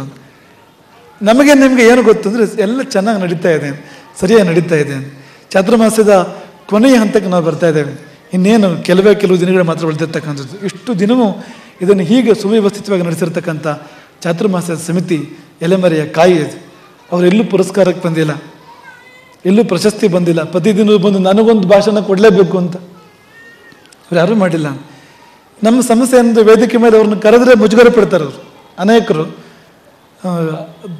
ನಿತ್ಯ ಕರೆಯುವಾಗ ದಿವಸ ಏನು ವೇದಿಕೆ ಮೇಲೆ ಹೋಗೋದು ಅಂತ. ಆದರೆ ಇಡೀ ಬೆಂಗಳೂರು ಅಥವಾ ಇಡೀ ನಮ್ಮ ಕರ್ನಾಟಕ ಪ್ರಪಂಚ ಹೇಗಿದೆ ಅಂದರೆ ಕೆಲಸ ಬೇಡ, ವೇದಿಕೆ ಬೇಕು, ಮೈಕ್ ಬೇಕು ಅಂತ, ಶಾಲ್ ಬೇಕು, ಸನ್ಮಾನ ಬೇಕು ಅಂತ. ಆದರೆ ನಮ್ಮ ಕಾರ್ಯಕರ್ತರು ಹೇಗಿದ್ದಾರೆ ಅಂದರೆ ಕೆಲಸ ಅಂತ. ಯಾರು ನೋಡಿದ್ರು, ಯಾರು ಗುರುತಿಸಿದ್ರು ಬಿಟ್ಟರು ಏನು ಸಂಬಂಧ ಇಲ್ಲ, ಅವ್ರ ಪಾಡಿಗೆ ಅವರು ಕೆಲಸ ಮಾಡ್ತಾ ಇದ್ದಾರೆ. ಹಾಗಾಗಿ ಇದು ಆದರ್ಶ. ಚಾತುರ್ಮಾಸ್ಯ ಸಮಿತಿಯ ಆದರ್ಶವನ್ನು ಮೆರೀತಾ ಇದೆ ಅಂತ, ತುಂಬ ವ್ಯವಸ್ಥಿತವಾಗಿ ಮೆರೀತಾ ಇದೆ. ಸದ್ದಿಲ್ಲದೆ ತನ್ನ ಕೆಲಸ ತಾನು ಮಾಡ್ತಾ ಇದೆ. ಹಾಗಾಗಿ ಆ ಚಾತುರ್ಮಾಸ್ಯ ಸಮಿತಿಯನ್ನು ಅಭಿನಂದಿಸ್ತಾ, ಆಶೀರ್ವದಿಸ್ತಾ, ಬೆಳಕಿಯುವ ಸೂರ್ಯ ಚಂದ್ರರದೊಂದು ಸದ್ದಿಲ್ಲ ಅಂತ ಕಗ್ಗದ ಕವಿ ಹೇಳ್ತಾರೆ. ಬೆಳಕು ಕೊಡುವಾಗ ಸೂರ್ಯ ಚಂದ್ರ ಶಬ್ದ ಮಾಡೋದಿಲ್ಲ. ಇಳೆಯಿಂದ ಮೊಳಕೆ ಯೋಗ ಬಂದು ತಮಟೆಗಳಿಲ್ಲ ಅಂತ. ಎಂಥ ಅದ್ಭುತ ಕೆಲಸ ಮಾಡೋದು ಪ್ರಕೃತಿ, ಭೂಮಿ. ನೀವು ಬೀಜ ಹಾಕಿದರೆ ಮೊಳಕೆ ಹೊಡೆದು ಗಿಡ ಬರ್ತದೆ. ಅಲ್ಲಿ ನೀವು ಬೇರೆ ಯಾವ್ದಾದ್ರು ಮಿಷನ್ ಮೂಲಕ ಮಾಡಿ ನೋಡೋಣ ಅದನ್ನು, ಸಾಧ್ಯವೇ ಇಲ್ಲ. ನೀವು ಎಂತಹ ಸೇವೆ ಹೊರಗಿಂದ ಮಾಡಿದರೂ ಕೂಡ ಮೊಳಕೆ ಒಳಗಿಂದಲೇ ಹೊರಗಡೆ ಬರಬೇಕು. ಅಂತಹ ಚಮತ್ಕಾರ ಮಾಡ್ತದೆ ಪ್ರಕೃತಿ. ಆದರೆ ತಮಟೆಗಳಿಲ್ಲ. ಎಳೆಯಿಂದ ಮೊಳಕೆ ಯೋಗ ಬಂದು ತಮಟೆಗಳಿಲ್ಲ. ನೋಡಿ, ಬೆಳಕೀವ ಸೂರ್ಯ ಚಂದ್ರನದೊಂದು ಸದ್ದಿಲ್ಲ, ಫಲಮಾಗು ಬಂದು ತುತ್ತೂರಿ ದನಿ ಇಲ್ಲ. ಹೊಲಿ ನಿನ್ನ ತುಟಿಗಳನ್ನು, ಕಗ್ಗದ ಕವಿ ಹೇಳ್ತಾರೆ, ಹೊಲಿ ನಿನ್ನ ತುಟಿಗಳನ್ನು. ಯಾಕೆ ಸುಮ್ಮನೆ ಶಬ್ದ ಮಾಡ್ತೀಯ? ಮೌನವಾಗಿ ಕೆಲಸ ಮಾಡು, ನಿಶಬ್ದವಾಗಿ ಕೆಲಸ ಮಾಡು. ಆ ಉದಾಹರಣೆಗೆ ಇನ್ನೊಂದು ಸೇರಿದ್ದು ಇವತ್ತು ನಮ್ಮ ಕಾರ್ಯಕರ್ತರು, ನಮ್ಮ ಸಮಿತಿ. ಹಾಗಾಗಿ ನಿಶಬ್ದವಾಗಿ ಇಲ್ಲಿ ಬಂದು ಯಾವ ಬೇರೆ ಪುರಸ್ಕಾರ ಸನ್ಮಾನ ನಿರೀಕ್ಷೆ ಮಾಡದೆ ಕೆಲಸ ಮಾಡ್ತಾ ಇರ್ತಕ್ಕಂಥ ಕಾರ್ಯಕರ್ತರನ್ನ, ಮತ್ತು ನೀವು ಜನ, ಮಠದ ಶಿಷ್ಯವರ್ಗ, ಮಠದ ಭಕ್ತವರ್ಗ, ಎಂತೆಂಥ ಸನ್ನಿವೇಶದಲ್ಲೂ ಧೃತಿಗೆಡದೆ ವಿಚಲಿತರಾಗದೆ ನಾವು ನಮ್ಮ ಪಾಡಿಗೆ, ನಮ್ಮದು ಅದೇ ತತ್ವ. ಯಾವ್ದು ಏನು ಬೇಕಾದ್ರೆ ಆಗ್ತಾ ಇರಲಿ, ಭೂಕಂಪ ಇರಲಿ, ಸಿಡಿದಿರಲಿ, ಗುಡುಗಿರಲಿ, ಮಿಂಚಿರಲಿ, ಮಳೆ ಇರಲಿ, ನಮಗೆ ನಮ್ಮ ಗುರು ಕೊಟ್ಟ ಕೆಲಸ, ನಮ್ಮ ದೇವರು ಕೊಟ್ಟ ಕೆಲಸ, ಅದನ್ನ ಮಾಡ್ತಾ ಇರ್ಬೇಕು. ನಾವು ಅದನ್ನು ಎಲ್ಲಿವರೆಗೂ ಸಾಧ್ಯವೋ, ಕೊನೆ ಉಸಿರಿನವರೆಗೆ, ರಕ್ತದ ಕೊನೆ ಬಿಂದುವರೆಗೆ ಇರೋವರೆಗೆ ನಾವು ಅದನ್ನು ಮಾಡ್ತಾ ಇರಬೇಕು. ಯಾವ್ದು ಏನು ಬೇಕಾದ್ರೂ ಆಗ್ತಾ ಇರಲಿ, ನಮಗೆ ಏನು ಬೇಕಾದ್ರೂ ಆಗ್ತಾ ಇರಲಿ, ನಾವು ಮಾಡೋ ಕೆಲಸನ ಮಾಡ್ತಾ ಇರಬೇಕು. ಜ್ವರ ಇರ್ಬೋದು, ಚಳಿ ಇರ್ಬೋದು, ಶೀತ ಇರ್ಬೋದು, ಇನ್ನೇನೋ ಇರ್ಬೋದು. ಆದರೆ ಅದೆಲ್ಲ ಬೇರೆ. ಮಾಡೋ ಕೆಲಸ ಮಾಡ್ತಾ ಇರೋದು. ನೀನು ಯಾವ ದೀಕ್ಷೆಯನ್ನು ನಿನ್ನ ಪರಂಪರೆ ಕೊಟ್ಟಿತೋ ಅದನ್ನು ಮಾಡ್ತಾ ಇರೋದು. ಹಾಗಾಗಿ ಕೊಡುವ ಕೆಲಸ ನಾವು ಮಾಡ್ತಾನೇ ಇದ್ದೇವೆ. ನಿಮ್ಮ ಹಾಗೆ ಯಾವುದು ಏನಾದರೂ ಇಲ್ಲಿ ಬಂದು ತಗೊಳ್ಳೋ ಕೆಲಸ ಅಥವಾ ಅದ್ರ ಭಾಗಿಯಾಗೋ ಕೆಲಸ ನಿಮ್ಮಷ್ಟಕ್ಕೆ ನೀವು ಮಾಡ್ತಾ ಇದ್ದೀರಿ. ಇಂತಹ ಒಂದು ಆದರ್ಶವನ್ನು ಈ ಜಗತ್ತಿನಲ್ಲಿ ಬೇರೆ ಎಲ್ಲೂ ಕಾಣೋಕ್ಕೆ ಸಾಧ್ಯ ಇಲ್ಲ. ಈ ಜಗತ್ತಿನ ಬೇರೆ ಯಾವ ಮೂಲೆಯಲ್ಲೂ ಇಂಥ ಒಂದು ವಾತಾವರಣ ಕಾಣೋಕ್ಕೆ ಸಾಧ್ಯ ಇಲ್ಲ. ಹಾಗಾಗಿ ಆ ಸತ್ಯ ದರ್ಶನವನ್ನು ಈ ಒಂದು ಕಾಲಘಟ್ಟ ಮಾಡಿಸಿದ್ದೆ ಅನ್ನೋದನ್ನು ನೆನಪಿಸಿಕೊಂಡು ಎಲ್ಲರನ್ನ ಹರಿಸ್ತೇವೆ. ಎಲ್ಲರಿಗೂ ಈ ಚಾತುರ್ಮಾಸ್ಯ ರಾಮನ ಕೃಪಾ ಛತ್ರವನ್ನೇ ಕೊಡಲಿ. ಎಲ್ಲರಿಗೂ ತುಂಬ ತುಂಬ ಶ್ರೇಯಸ್ಸಾಗಲಿ, ಎಲ್ಲರಿಗೂ ಒಳಿತಾಗಲಿ ಅಂತ ತಪ್ಪಣೆ ಆಗ್ತದೆ.